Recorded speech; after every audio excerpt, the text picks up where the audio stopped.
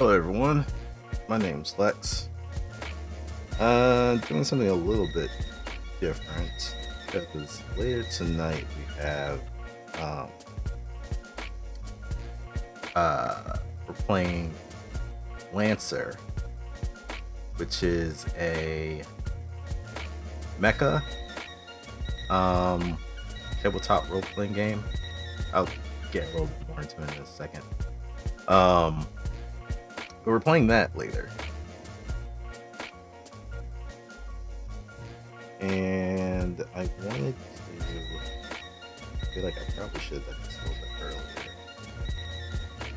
earlier. But here we are. Um I don't know how that's oh well. Um I wanted to go over a couple of things before we actually got ourselves into playing tonight. So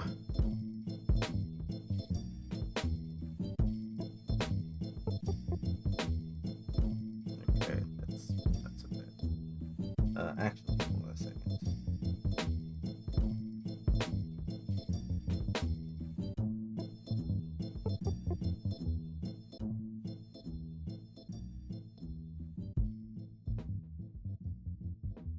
Is that better? Yeah, okay. I think that works. Well, actually,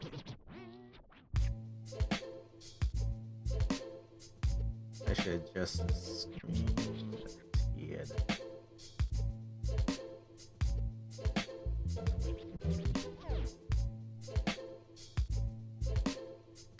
I swear I know what I'm doing these days. And I think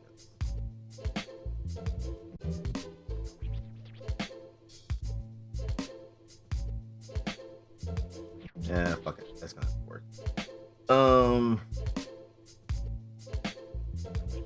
So let's actually jump into, I guess, the free version of this thing.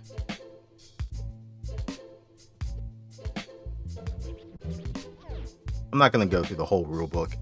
It's long. Looks like over 250 pages, so I'm not gonna go through every single thing here. But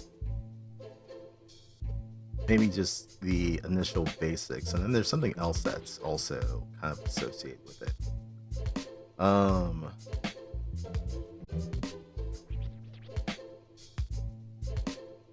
Oops.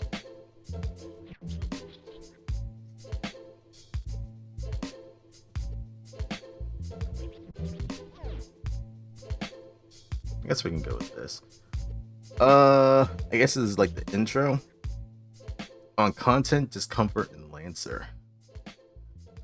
In this book, there are fraught, difficult, or otherwise uncomfortable themes and content discussed. Lancer takes place in a setting recovering from millennia of cruel, anthro-chauvinistic rule, a fascist, imperial, Earth-first ideology that had little time, space, or care to acknowledge beings or perspectives that ran counter to their didactic tyranny. Nope, didn't want to cut that out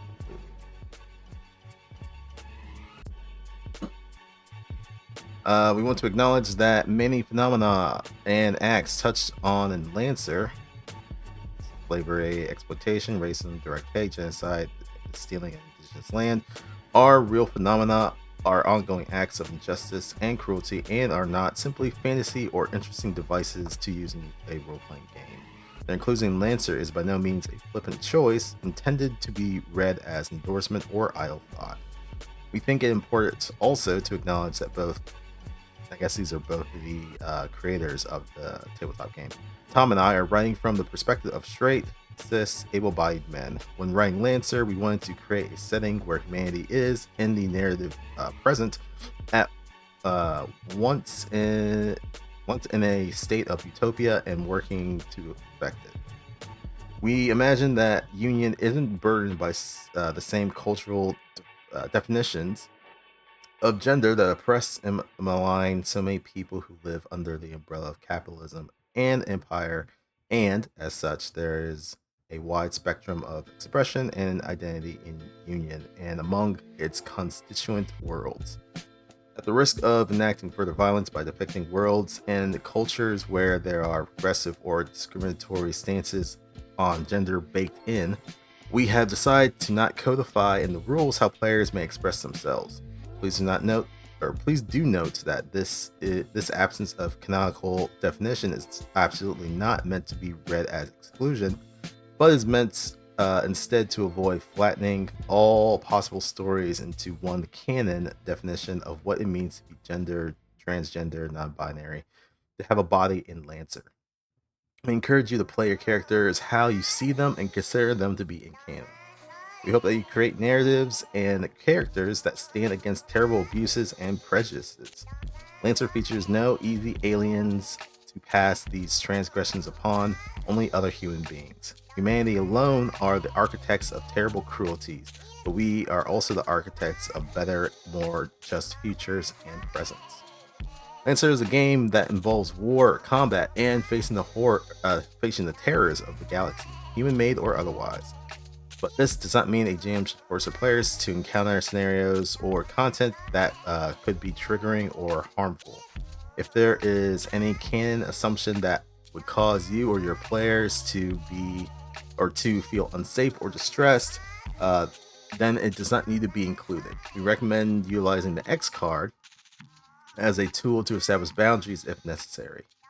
And X card, that's a whole system of, trying to, while running a tabletop RPG, trying to make sure that no one feels discomforted by some of the topics that may be brought up, and the players are able to have access to a system where they can make their discomfort or concerns known to the game master, and then they can adjust the story as needed. I'm not going to go into that here, but there's a link, or you can just Google it. We believe that ideas of liberation, of radical anti-fascism and anti-hate can begin around the table with friends and end in the streets, at the ballot box, and in all of our hearts. Sometimes around the table with friends is the only place where liberation, where fighting back can happen. This does not diminish the impact that it can have. That's why we made Lancer, to help people fight back, if nowhere else than around the table with friends. So in solidarity, Miguel Lopez and Tom Parkinson Morgan. I assume those two are the creators of Lancer.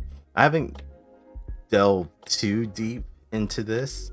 From what I was able to glean, Lancer was a kickstarted tabletop role-playing game.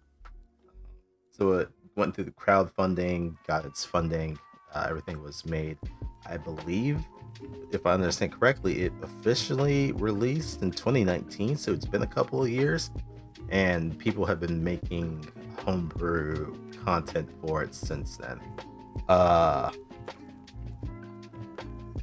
But yeah, so an actual introduction for Lancer. I don't know how long this is.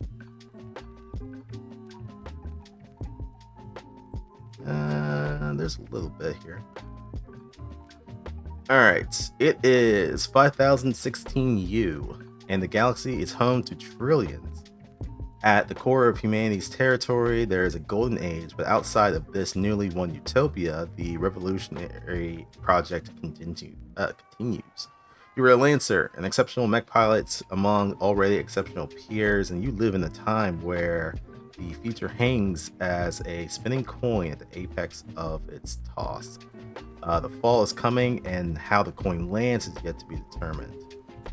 Far now from our humble beginnings, humanity has spread out amongst and between the stars for thousands of years. We have set empty worlds and barren moons alight with civilization, tamed asteroids and gas giants, even built lives in the hard vacuum of space itself.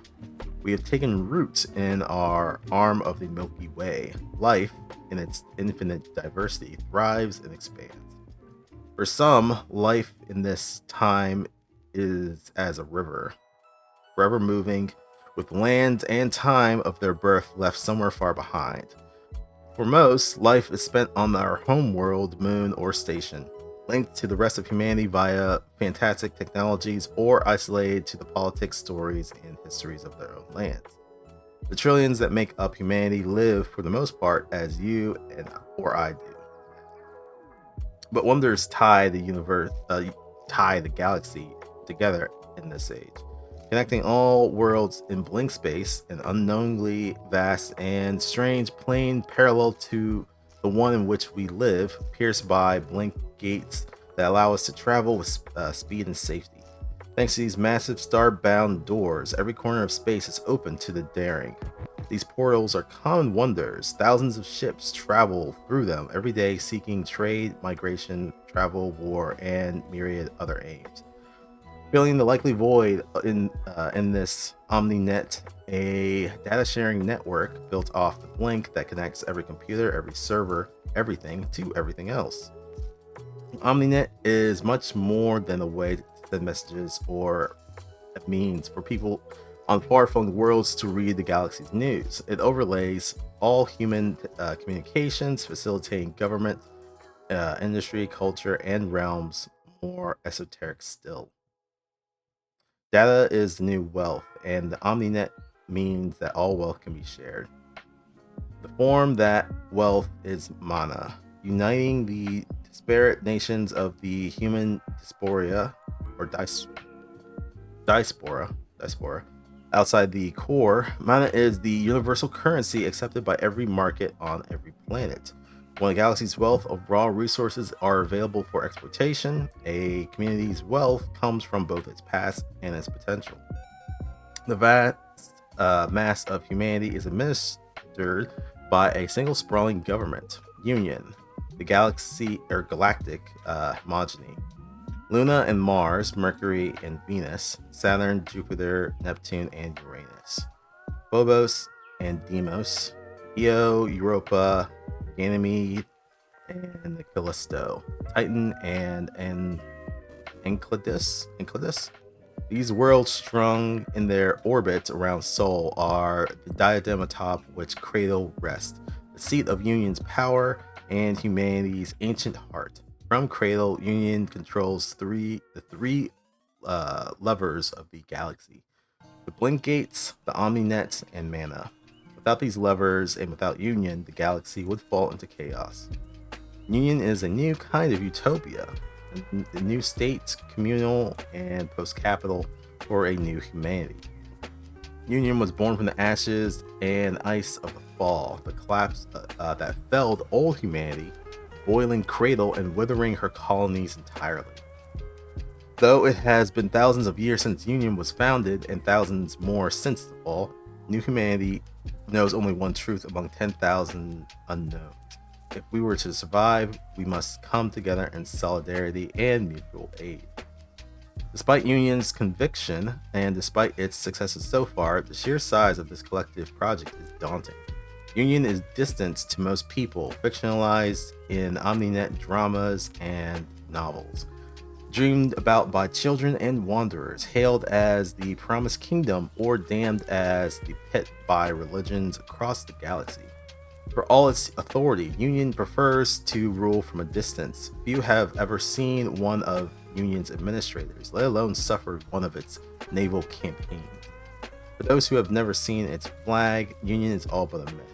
For those whose skies have been darkened by Union ships, the homogeny may have brought liberty, but it brought death first. The galaxy remains a dangerous place outside the core. Rebellions, insurrections, piracy, wars, civil and interplanetary, continue to flare and burn their way through space, though only the most desperate conflicts require Union's intervention. Disputes between Union subject states are common enough that there is still a need for militaries, militias, and mercenaries. 5 major suppliers offer arms and armor to states and entities outside the core, that desire them. These manufacturers exist in delicate balance with the union. Though the administrators regulate and the suppliers comply, these two philosophies, one of post-capital utopia and the other of permanent and wild growth, rush towards an irreconcilable, irreconcilable end. It's broken up, so I was like, I couldn't make it out there. You are one person alive in this time of tumult and peace, a time of promise that was built on the sacrifice of those who came before and is threatened still by the heirs of old adversaries. You are one whose life is lived in the great river, where lives cross stars and time. Where one person is in the right place at the right time can divert the course of history. Where the collective action of comrades can save worlds, lives, and better define utopia or union's utopian dream. You're a mech pilot, one of the best, a lancer, and yours is the story of this spinning coin at the apex of its toss. At this pivotal moment in history, what will you and your comrades do when fate, foresight, and luck, good or bad, puts you in the right place at the right time? On which side will you fall? So that's kind of just like the overall background of the game. This is many thousands of years into the future. Earth was ravaged by an ecological disaster or environmental disaster. Humanity had to go to the stars in order to survive. Some of those that traveled out survived, some didn't. Things got really bad, but thousands of years passed. Union, in the meantime, was a collective of humanity that was around and able to at least come together. From what I understand, there's been ups and downs with this unified government, but things have overall progressed onward, and you are a person who is living within this world. So the cavalry, your character in the world of Lancer is a mechanized cavalry pilot of particular note, a Lancer. Whatever the mission, whatever the terrain, whatever the enemy, your character is the one who is called in to break the siege or hold the line. When the drop klaxons sound, it's up to them to save the day. Your Lancer hails from a world and culture of your choice, but is human. It might come from Earth, or Cradle as it's now called, but to hail from Earth in the Age of Union is exceedingly rare. No, it is far more likely that your pilot hails from somewhere in the vastness of the human diaspora. In Lancer, it has been millennia since we left Earth, and most of humanity lives amongst the stars in our arm of the Milky Way. This humanity is familiar and strange in equal measure. As far as we know, the only sentient sapient beings in our stellar neighborhood are other humans, but don't take this as a limitation. There are many roads to becoming a Lancer. Your character might be the product of significant technological and capital investment on the part of their employers, or they could be a born prodigy, a wonder kid who commands a mech with innate grace and ability, perhaps discovered by a secretive recruiter. Your character might be a lucky conscript, a battle-proven draftee who managed to survive their first drop, promoted by desperate commanders looking for a hero. They could also be the scion of an ancient atemporal monarchy destined to inherit the chassis of their polypatriarch. Your character could be a jaded volunteer from a Union Liberator team motivated by a closely guarded ember of hope for a better future, or an anointed loyal wing of the Albatross, or a facsimile of a long-dead pilot grown in batches of thousands. A spacer who has spent too long listening to the deep whispers of the void. Whatever led your character to the cockpit of their mech, they are the sum of many parts, enhanced through a combination of training, natural skill, battlefield experience, and neural or physical augmentation. The Lancer is the equivalent of a knight of old, flying ace, or another class of elite warrior. Lancers, many proudly declare, are a cut above other pilots. They aren't entirely wrong. The recruitment, training, and maintenance of a mech pilot demand the investment of much more time and capital than your average soldier.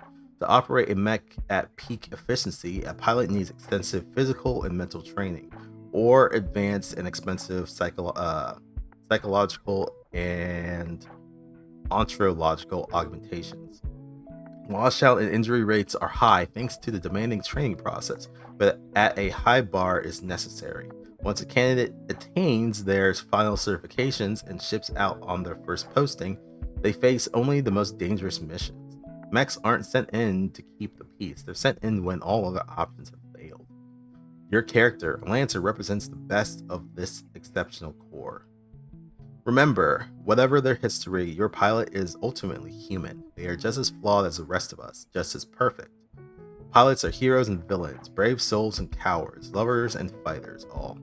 Some of them stand strong when everyone else runs, or are the first to face danger, our best and brightest. But they too break under pressure. They fail, they kill, even when they could have spared a life. Pilots and Lancers are from all walks of life. Every station, criminal history, and economic class is represented in their ranks. Your character in Lancer is first and foremost a pilot, a dynamic, larger than life presence on and off the battlefield who inspires and terrifies in equal measure. But your character also has a second component, your mech.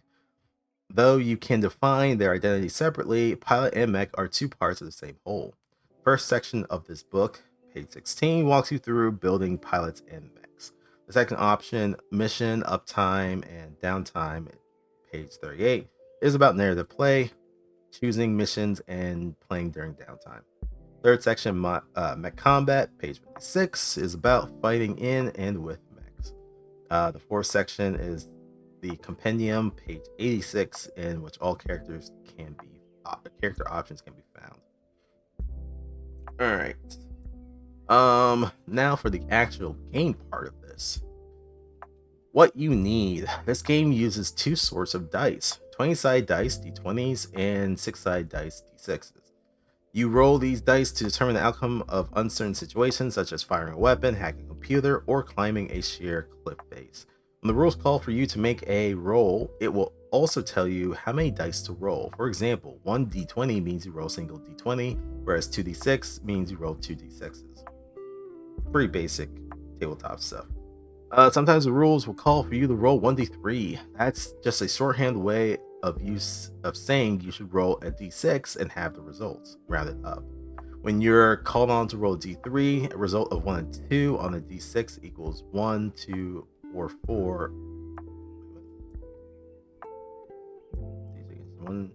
Oh, okay. A result of a 1 and 2 on a d6 equals a 1. 3 or 4 equals a 2, and a 5 and 6 equals 3. Lancer is best played with 3 to 6 players, but can be played with as little as 2 or as many as you feel comfortable with. Each player needs at least one d20, a number of d6s, and some paper or a character sheet to write down the information. If you're playing online or welcome computers at the table, CompCon, computer building tool, is recommended. I'll jump into that shortly. This game makes use of grid-based tactical combat, so it can be helpful to have paper with square or hexagonal grids, such as graph paper or pre-prepared battle maps. Miniatures aren't necessary to play this game, but they can sometimes make combat easier to visualize. We're going to be playing on the VTT, so don't have to worry about that. Most of the players take on the roles of pilots. These are the player characters or PCs, but one player is the game master or GM. The GM acts as a narrative guide, facilitator, and the arbiter of the game's rules. They help create the story and narrative your group will explore and portray all the NPCs. For more information on the GM role and a list of rules, tips, and tools for the GM to use, refer to the full edition of this book. So yeah, this is just the free core book, so there's even more information. Finally, we recommend that all players download our free companion app, CompCon. It isn't necessary to have the app to play the game, but it can make it more accessible to players who aren't able or don't wish to thumb through this book. Or if you're playing on a VTT, most of that stuff will kind of be handled through the system.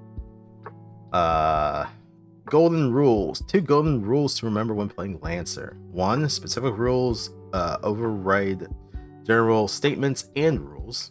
I think that's pretty similar to Dungeons and Dragons, and I mean Pathfinder's super specific, so that doesn't exactly come into play. But I definitely know D&D is like that as well. For example, when you shoot an enemy, your role is normally influenced by whether they're in cover. However, seeking weapons ignore cover. Because the seeking tag is a specific rule, it supersedes the general rules governing cover. And then number 2, always round up to the nearest whole number. Similar to D&D, though there are some cases where you do round down, but they're very few and far between. Narrative play and mech combat. Lancer makes a distinction between freeform narrative play and mech combat, in which tracking individual turns and actions is important. During narrative play, players act naturally and spontaneously as needed. Time might pass more quickly, scenes might be shorter, and individual roles might count for more or less. Most of your game's story and interactions between the characters will take place during narrative play. In mech combat, players act on their turn and are restricted in what they can do and how often, making each action much more impactful and tactical. Swapping between mech combat and narrative play is fairly natural, especially if you've played other games with turn-based combat. The reasons: there are 2 types of plays that they represent different approaches to storytelling in role-playing games. One, narrative play, is focused on the story and characters with a rules-light approach to conflict resolution. The other, mech combat, relies more on rules and tactics, more like a board game. Depending on your GM and the group of players, you should spend a whole session in one type of play or the other, or with some of both. Neither of these are the correct way to play the game. Groups will find a balance between the 2 that works for them. Lancer provides rules for both, so that both people who like to explore stories or who enjoy tactical combat will have an enjoyable experience. Let's see. Okay, ton. Skills, checks, attacks, and saves. There are 3 types of dice rolls in Lancer: skill checks, attacks, and saves. Kind of similar to another board game, or many other board games. In narrative play, you'll only need to worry about the first of these. In mech combat, you will use all 3. When you make skill checks, when your character is in a challenging or tense situation that requires effort to overcome. When you want to act in such a situation, state your objective. For example, break down the door, decrypt the data, or sweet talk the guard. Then roll 1d20 and add any relevant bonuses. On a total of 10 or more, 10 plus, you succeed. A result of 9 or less means you failed to accomplish your goal and may suffer the consequences as a result.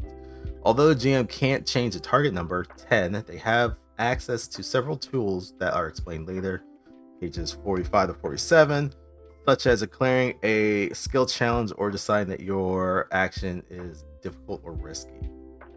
So yeah, from what I kind of understand, 10 is the number that you generally want to hit in most cases, and then things can kind of be adjusted by the GM. In mech combat, attacks are any offensive actions against other characters, like firing a weapon or hacking into an opponent's mech. Attack rolls are similar to skill checks. Roll 1d20, add any bonuses, but the target number isn't always 10, and usually depend on the defensive capabilities of your target.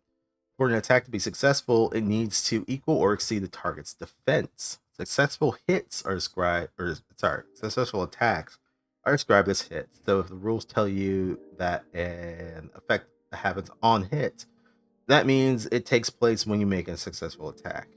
Some attacks also result in critical hits.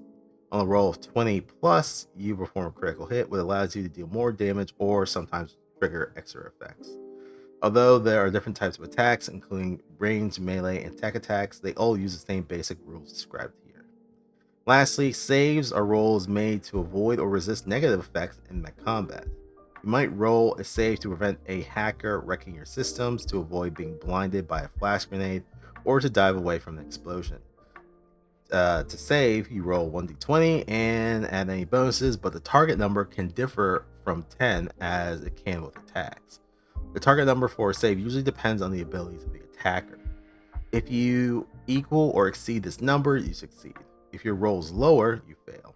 The outcome of each result will depend on what you are trying to avoid. Contested checks. In some cases, the rules will tell you to make a contested check, representing a challenge between two parties. In a contested check, both participants make skill checks and add any bonuses.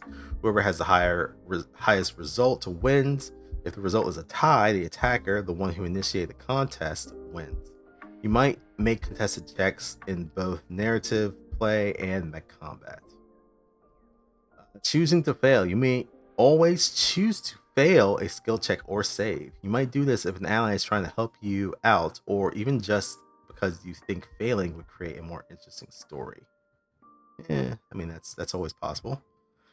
Or interesting story, or in a very weird situation, you may actually want to be hit by whatever is happening. But yeah, that works. Bonuses. There are 3 kinds of bonuses that can be applied to rolls in Lancer. Accuracy, it's represented by a plus. Difficulty, represented by a minus, and static bonuses. Accuracy and difficulty represent momentary advantages or disadvantages, which we'll get into in a second. Sorry, I read that. Not static. Statistic. Statistic bonuses come from 3 sources: your pilot's talent and experiences, which are triggers, their skill with mechs, which are mech skills, and their grit. Each role can only benefit from one statistic bonus at a time. In many cases, none of these bonuses will apply, and you'll just roll a d20. Accuracy and difficulty. Accuracy and difficulty are temporary modifiers gained and lost in rapid, chaotic moments of action. For example, 2 mech pilots equally matched duel amidst the shifting debris of a shattered frigate. Attempting to land a shot, they dodge to avoid incoming fire and floating slagged bulkhead. The debris makes it unlikely that either will land a clean hit. However, one of the pilots, thinking quickly, hides among the floating metal. When the enemy gets close, the pilot springs forth from hiding and catches their opponent unaware, making the shot much easier than normal. Situations like this can cause pilots to gain accuracy or difficulty. Each point of accuracy adds 1d6 to a roll. Each point of difficulty subtracts 1d6 from a roll. Accuracy and difficulty cancel each other out on a 1-to-1 basis. If you're lucky enough to be rolling several of the same bonus dice, whether accuracy or difficulty, you don't add them together to determine the results. Instead, you find the highest number rolled and apply it to the final roll. Because of this, no roll can ever receive more than a -6 or +6 from accuracy or difficulty. So some examples. For an attack with 2 accuracy, roll 2d6 and choose the highest of the 2 dice, and then add that number to your attack roll. If you roll a 3 on one die and a 4 on the other, you add a +4 to the roll, not a +7. For an attack with a 2 accuracy and 1 difficulty, you add only 1d6 to your attack roll, as 1 difficulty and 1 accuracy cancel each other out. For an attack with 1 accuracy and 1 difficulty, you don't add anything to the roll. The dice cancel each other out. Let's see. Grit. Pilots are lucky and unique individuals, multi-talented and resilient. Even so, brand new pilots don't measure up to tempered, battle-hardened veterans when push comes to shove. The benefits of experience are measured by grit, a bonus that reflects your pilot's deep reservoirs of resolve and will to live. Grit is half of your character's license level, rounded up. It improves attack bonuses, hit points, and save targets for both your pilot and your mech. I think for the game that we're playing with red, because we're starting out, we're just going to be level 1 or level 0. I can't remember. So we're not going to have any of the grid stuff applying. If we were to level up, that's when this stuff kind of starts to be applied. Missions, downtime, and scenes. Ongoing games of Lancer are usually divided into missions, each of which might encompass one play session or several, separated by periods of downtime. Missions have specific goals or objectives that can be completed within a discrete amount of time. Destroying a building, breaking into a secure facility to recover vital data, evacuating citizens, uncovering a conspiracy, or holding the line against an enemy attack, for example. Missions also provide some preparation time in which you can establish goals, stakes, and equipment for your characters. If your character isn't on a mission, you're in downtime. This is the narrative space between missions in which moment to moment action doesn't matter as much and role playing matters much more. During downtime, you can progress plots, projects, or personal stories, moving the clock forward as much or as little as you want. Days, months, and even years can pass in downtime depending on the pace of your game. In both missions and downtime, play is divided into scenes. A scene is a period of continuous dialogue, action, or activity that has a discrete starting and stopping point. This is called a scene because it's helpful to think about in its cinematic terms. As long as the focus or camera is on the players and their action, a scene is happening. When the focus cuts away from the current scene or the current action naturally ends, that's when the scene should end too. A single combat encounter or dialogue between characters are both great examples of scenes, but a scene can be something like a montage. It's important to pay attention to the beginning and end of scenes, as many special character and mech abilities end or reset at the end of a scene. All right, so that was the getting started and introduction to the game. We are not going to go into much further of this because getting a little bit closer to actual game time. But I'm gonna switch over to they had mentioned earlier, which was CompCon, which is their character building app, pretty similar to Beyond, Path Builder. God, I'm blanking on. What was the one that was? I can't think of it, but essentially it's a character builder. But it also has compendium, your characters or pilot roster, encounter tooltip for the GM, and content manager for importing stuff. So for this upcoming game, I had sat down with Red last night, and we kind of went over character creation and stuff. So I have my pilot, Matthias Sampson. He is a medic. That has some gear loadout added to him. A couple of skill triggers for when situations come up, and some talents also that he's able to utilize. If I was doing this for much longer, we'd get to it, but we're not. And then for his actual mech that he pilots, it was a random assigned name, but you know what? It's growing on me. It's called the Uncomfortably Vague. Super stupid, but you know what? It is what it is.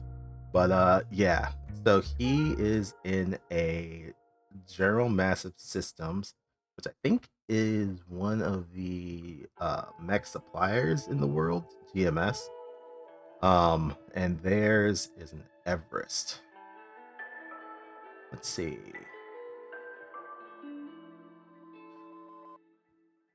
Most humans don't think to ask about the history of the water they drink, the earth they walk, or the air they breathe. And yet, without water, earth, and air, there would be nowhere for humanity to make a home. Just the same, the GMS SP-1 Everest is often taken for granted, its importance dismissed in favor of other more specialized frames. Frames are the name of, or the term for mechs in this world. They're frames.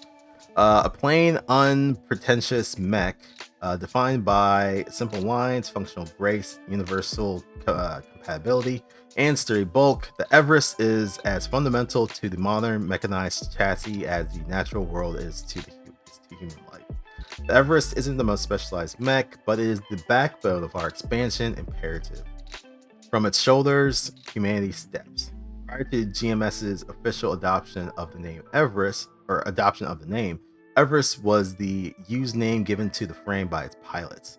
Mount Everest, or Sagamartha, or Chomolungma.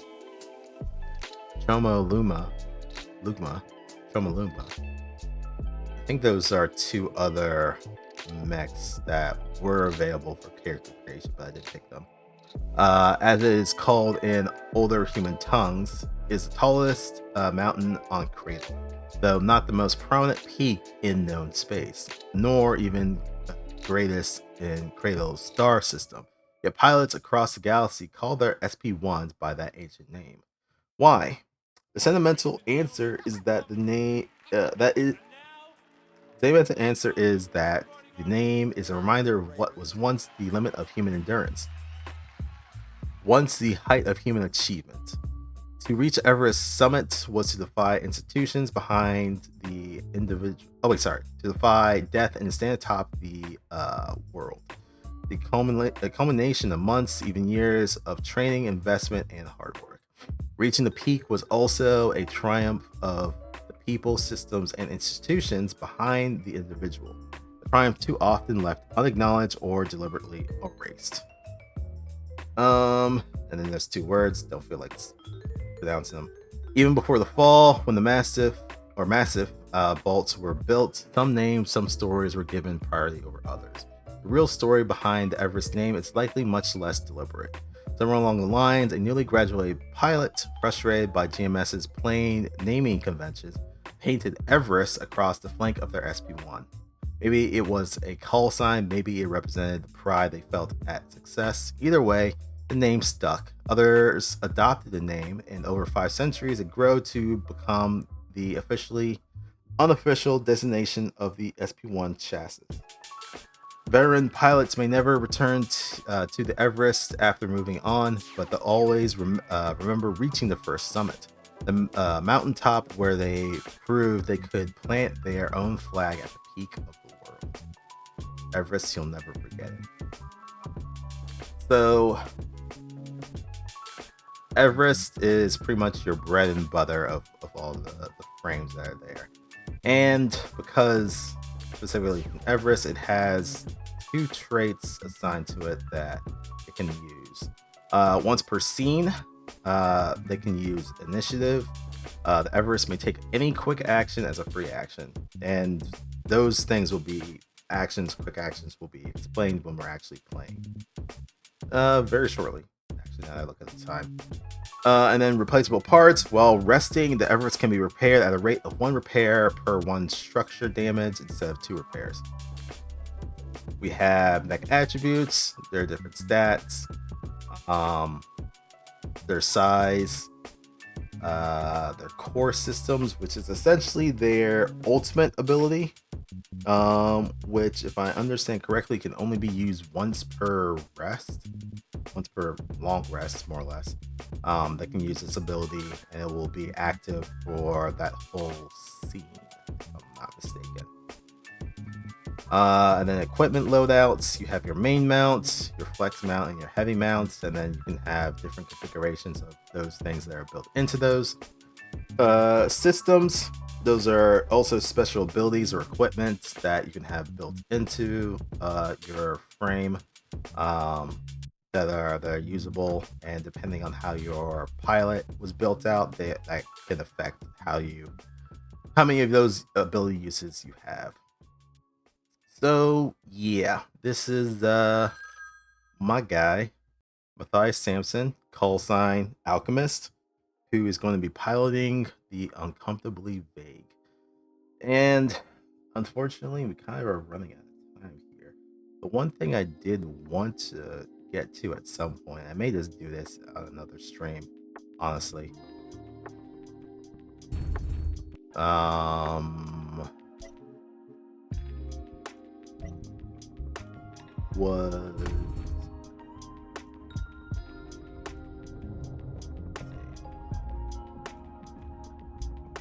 was this Lancer Tactics? So Red had showed me this. It's a game that I think also had its own Kickstarter a couple years ago that someone had built essentially to be as a tutorial for people who are playing Lancer. I'll probably jump into this some other day. I did play a little bit with Red as he was kind of going through it with me. Going through the learning of how the system kind of works and stuff like that. And then there's some other two other missions that you're able to play through with a different squad of people. But that will have to be for another day because I'm already over time here. So I think we are. Oh, it is game time. Okay. Yep. I am going to shut this down for a hot second and then pop over to our next game. So be back in about 5 minutes or so.